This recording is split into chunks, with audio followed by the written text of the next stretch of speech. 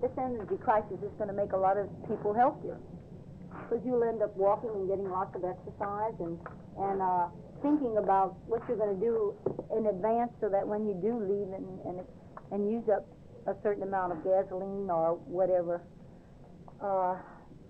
you'll be more economical when you do it.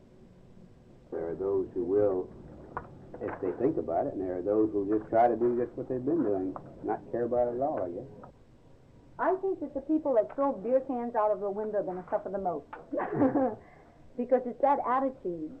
You know, if it's all right to throw stuff out the window, then I'm not going to worry about the energy situation. It's sort of like a human trait. Well, they'll have to throw the beer cans into their own backyard because they won't be able to drive around and throw them out the car window. That may help the situation somewhat. John and Millie Feliski live with their 5 children in a North Dallas neighborhood.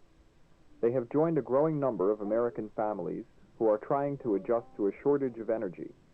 For the Feliskis, each new day means being aware of what they consume and how they can save. I'm usually the first one up. I usually put a pot of water boiling for some kind of cereal that I cook, malto-meal or oatmeal. Then I put the coffee on, but I put it on real low. I have a gas stove because it uses less energy. John drives his Volkswagen to work. We switch cars to conserve on gasoline. We had an Oldsmobile. It was making about 8 miles to the gallon, and John really couldn't have that. So he traded it in, and so we're saving a lot of money in gas mileage, plus not using a lot of gas. No, I can't take advantage of that 50 mile an hour going to work. I hope you don't anyway. Kind of hard to get up to 50 in a mile and a half. Letting I have your malto-meal. I get up, and the first thing that I have to do is put some heat on. If it's cold, I light the bathroom heater and the boys' heater in their room on the floor. It's a small space heater. And usually to speed things up, I'll light the oven. Come on, boys. And bake either rolls, biscuits, or English muffins or toast in the oven, because it's going to warm up that area of the house. And then, of course, if I'm boiling water on top of the stove, that produces some heat. I open the refrigerator as little as possible. When I open it, I get the milk out, the butter out, everything I'm going to use out. Then I turn the thermostats up to where they go on. I don't turn them up high. I just turn them up slowly to where they just kick on. And when they kick on, that's where it stays until the children leave. So you're really looking at about an hour and a half of using heat in the morning when it's cold. So everyone's out of the house by 5 after 8. Blaine rides his bike if the weather's good, and if it isn't, he catches a bus.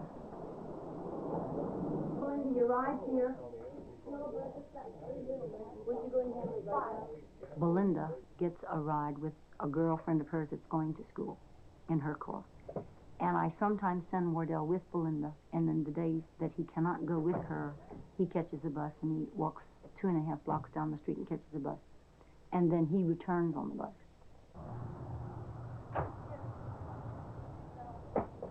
If it's a cold day, right when I take the children to school, I turn off all the heat, either just as I'm leaving the house or right when I return, and I wear a jacket around the house all day.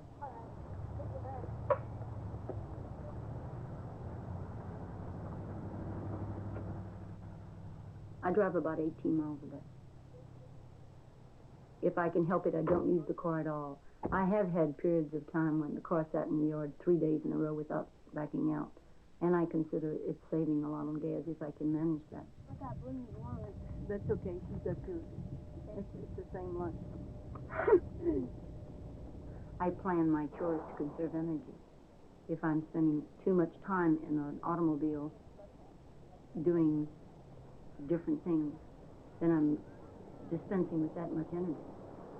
So I like to gear things organized around when you leave the house, you handle everything that needs to be handled outside the house, and when you get back home, you handle everything that needs to be handled there. When I take the 2 youngest children to school, I drop them off, and I see that they're safely across the street. And then I go drop off the mail at the post office if I have mail, and then I go to the bank, which is sort of like on my way home. I go to the bank and do my banking, and then I go to the grocery store, and then if I have anything else to do in the shopping center, like go to the eye doctor about glasses or something, and then I go to the drugstore or to the health food store and buy vitamins. Thank you, Millie. Thank you. And I gear all of my shopping to one shopping center.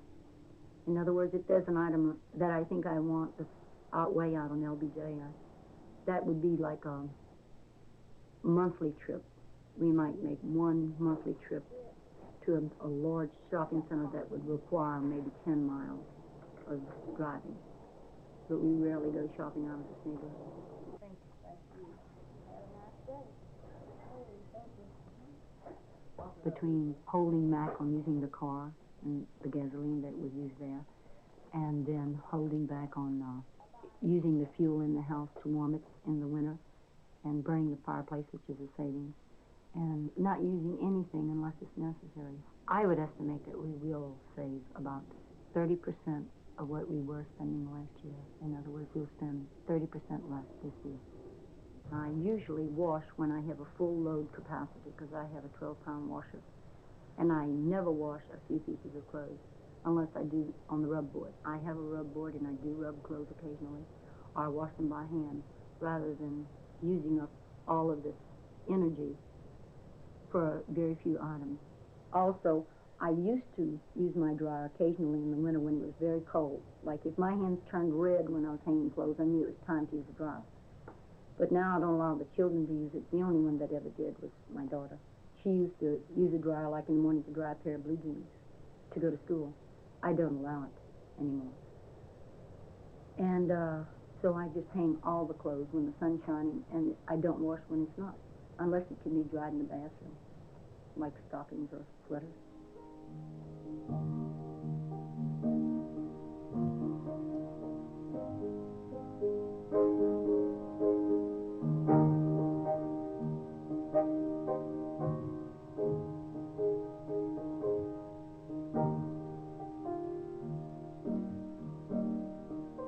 My parents have become more strict on lights being on, and if we leave a light on in the room and they see it, the bulb comes out.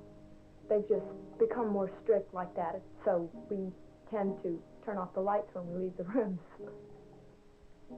I think that it's for a good cause, but I think that she's just in some ways being overprecautious. But maybe that's how everyone should be right now.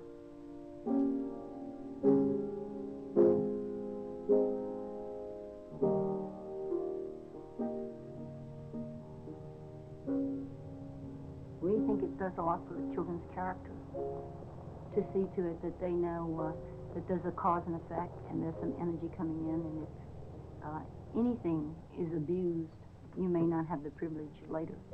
And I really think that I'm getting through to them. People that are not listening to what's going on, are not looking around and observing what's going on, may be surprised, but I think a great many people are observing. And I think that people are going to just formulate a pattern to where they can fit into having less of everything. On very cold evenings, we light the fireplace. And we do use the living room a lot. Someone's either practicing the piano, practicing the guitar, or sometimes watching television or listening to the stereo. And we will use that as a form of heat in the evening. We were already burning the fireplace, but the fireplace was not looked at as a form of heat. It was looked at as a pleasure item, you know. We like to sit around and watch the fire burn. And if it got cold and we were all in the house, we did that. But now we're stockpiling the wood for use to warm the house, which is a change. This year with wood, we went around to the lots where they had cleared houses, but there were a lot of debris type lumber, either old pieces of the house or smaller pieces of the trees. And then the two younger boys put them on the wagon and took them home, and then Blaine chopped them with the axe or the handsaw and sawed all this and made a sizable wood pile. Also, Blaine has gotten the piano crates, which he did dismantle that we will use for firewood, and we have them stored in a little shed in the back. He has dismantled 3 cases, and he has 2 left to go, and then he's going to be getting another one. These cases usually were just put out, and anyone that wanted them could pick them up, and he found out about it at work and asked if I wanted them, and I said definitely. Blaine, we need to handle getting those piano crates. How many did you say there were over there now? There's one right now, but there's going to be some more pianos in tomorrow. Tomorrow. On Saturday. That's why they wanted the other piano crate out. And when are they gonna take it out the building? Can be moved inside the shop, or... I'll see what I can do about getting a truck before Saturday, because I really want that crate. Oh, the only one left at the shop today. One of the children quoted to me the other day, said, I feel like we're pioneers, you know, having to chop all this wood. They didn't have to do it. It wasn't required of them.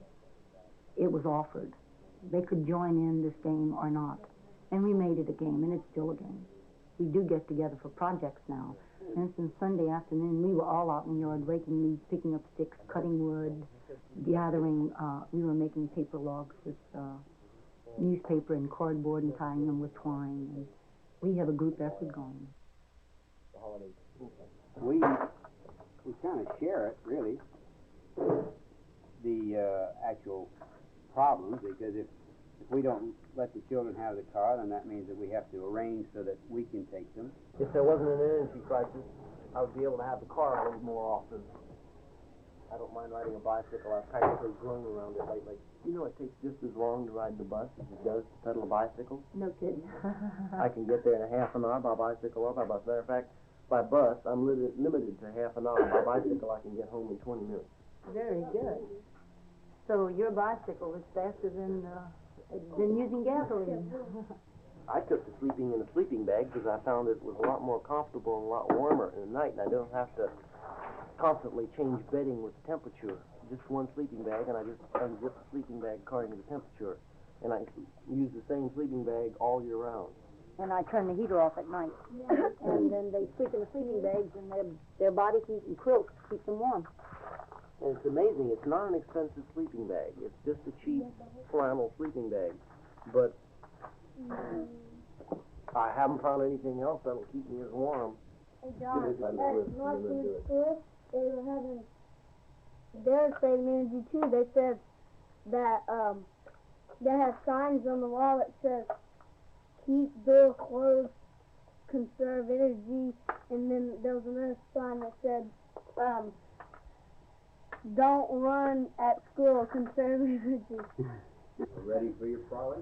We're just daily learning how to accustom ourselves to doing without electricity or gasoline, or not doing without it totally, but using less of it.